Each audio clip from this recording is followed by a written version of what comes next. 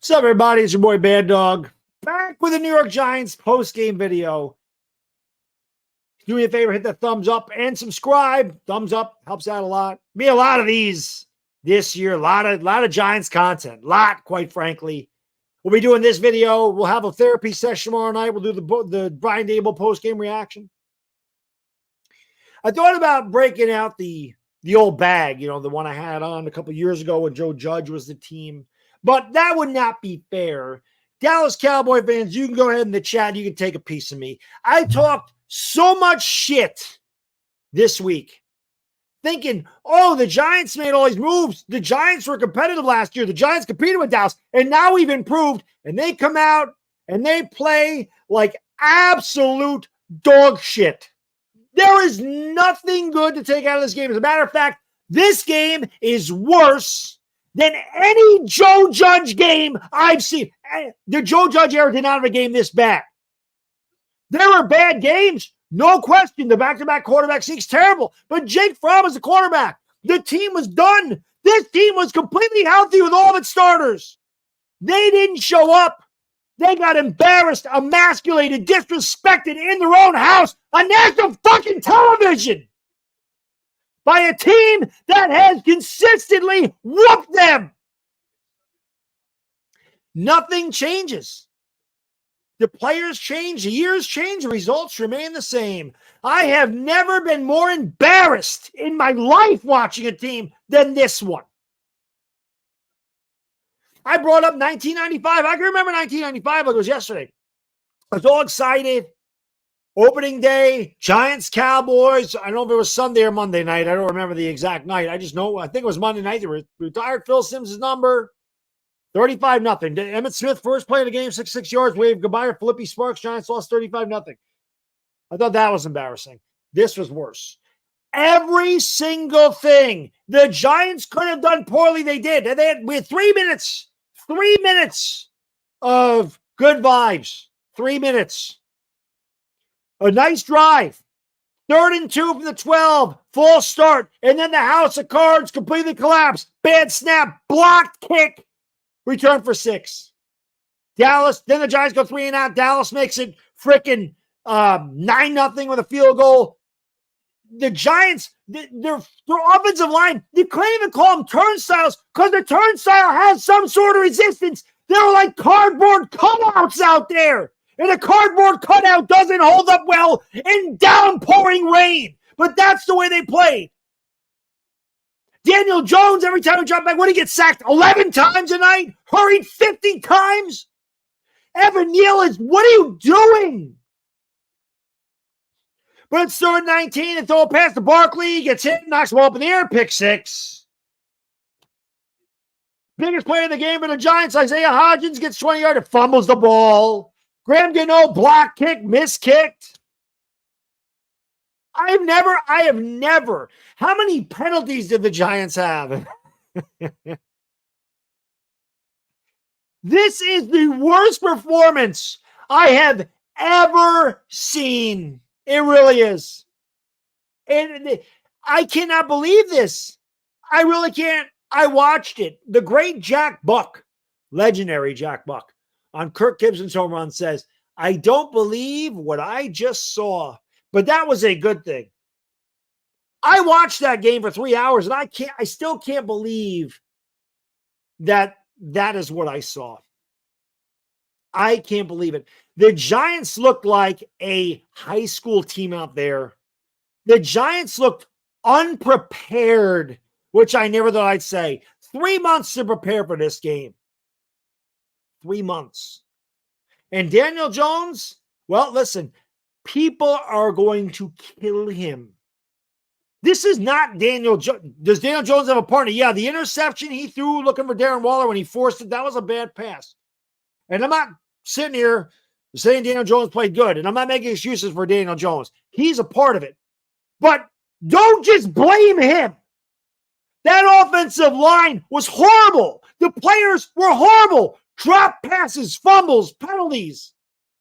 The coaching, Dable, 2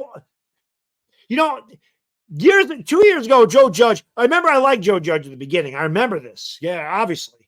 And I remember thinking Joe Judge was doing a pretty good job his first year with the Giants. And I remember a game against Arizona. Daniel Jones was hurt. The Giants were getting their ass kicked. I remember Daniel Jones kind of limping off the field going into the half. The Giants were getting killed. I said, Daniel Jones should not be in the game. They brought Daniel Jones back out there. And then I started questioning Joe Judge, like, why you have Daniel Jones out there in the game you're not winning? Coach Dable, I love you, buddy. But I have to question. And if I'm a media person, if I'm media personnel, I am making sure I get the first question. And the first thing I ask the coach, you're down 40-0 with 3 minutes to go. You have every backup in the game. Why is your $160 million quarterback in the game? Please answer that, because that guy got killed. One of the best comments in that stream I had tonight was the offensive line should just turn around and shoot Daniel Jones because it would be less painful. So sad.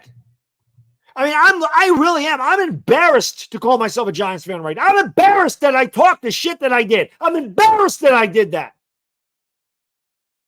Because God forbid I have any belief that somehow we can beat Dallas. God forbid. So like I said, Dallas fans, you can take a piece of me in the comment section. You deserve it. But see, unlike a lot of people, when I talk shit, I stand here and take it. That's what I do. I'm not going anywhere. I'm used to this. I'm used to it. I'm used to them letting me down. I'm used to that. I'm used to thinking, oh, maybe we're going to get something going. And then that. It would have been one thing to lose. It's another thing to not even compete. You're not competitive. That's inexcusable to me. It's inexcusable that you look scared. It's like one thing went bad. This is what happened for so many years here with the bad culture. I always say winning builds culture. It's like one bad thing happens and then it snowballs. It's like the Giants. It's like the Cowboys are in their head. The Cowboys playing these games. The Giants, one bad thing happens and it completely fell apart and they never recovered, ever. And it got worse and worse and worse and worse. And every time you think it couldn't get worse, it got worse and worse and worse and worse. And Evan Neal, holy shit. Is he Eric Flowers too? He's got to get better, man. He was getting cooked by the third string defensive line. Glowinski is useless. How many years does it take to fix an offensive line? Seriously, man. How many years does it take? We have not had a good offensive line here in 10 years. Why can't they figure it out? This was really bad. Said the worst. Worse than any Joe Judge loss. Because when they were getting embarrassed and humiliated, Daniel Jones wasn't in the game. Barkley missed a lot of time. Barkley was healthy. Jones was healthy. Waller was healthy. Campbell's healthy. Slayton's healthy. Shep is healthy. Hyatt's healthy. Our starting offensive line was healthy. Breida's healthy. Everybody's healthy. All the starters are there. All the starters got their ass kicked. And then on defense, well, shit. I'm thinking, well, the Giants got some speed now. Didn't hear Kayvon Thibodeau's name. Didn't hear Azeez Ojulari's name. Didn't hear Bobby Okereke's name. Didn't hear Dexter Lawrence might have got one sack. Didn't hear Leonard Williams' name. Heard nothing. What the hell happened? The only thing I can think to myself is sometimes it's one thing for me to believe the hype as a Giants fan. You want to have, you had a good year last year. You want a playoff game. You're thinking you're moving in the right direction. You want to believe. After so many shitty seasons here, you just want to believe. You want to hang on to some kind of hope that they turn a corner. You want to believe it.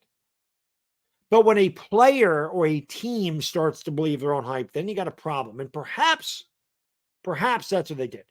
The media is going to have a field day. The media that disrespected the Giants all offseason, that pissed me off.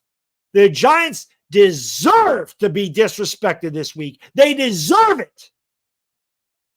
That is inexcusable to play a non-professional game, non-competitive. If that was a fight, they would have stopped it. They should have thrown in the damn towel in the fourth quarter. Unbelievable how bad that game was. Unbelievable. Now, if you made it this far in the video, thank you, because here's some positive news, if there is any. No, you can't take anything good away from this game. Nothing. There is nothing good. There's nothing good to take out of this game. Nothing. No positives. There's not one positive. It's one loss. That's all I can say. It's a bad loss. It's an ugly loss. It's a disgraceful and embarrassing loss in front of the world. You got manhandled and disrespected in your own building in front of your fans and in front of America, okay? That's what happened to you tonight. But Coach Daboll's talking about adversity all offseason and how they handle adversity. Well, they're going to have to handle adversity. It was one loss, a bad loss. Still they're 0-1. That's it. They have the same record as the Kansas City Chiefs. It's a division loss, so it's bad. They play the Arizona Cardinals next week. Cardinals are not a good team. They almost beat Washington today. Washington's not really a good team either, but at least they won the damn game. But if the Giants go to Arizona and play the way they did tonight, Arizona will beat them by 2 touchdowns with ease. The New York Giants have to find a way to get it together, figure it the hell out, and go in there and beat a team that they should beat that's led by Josh Dobbs at quarterback. But I am embarrassed for the fan base.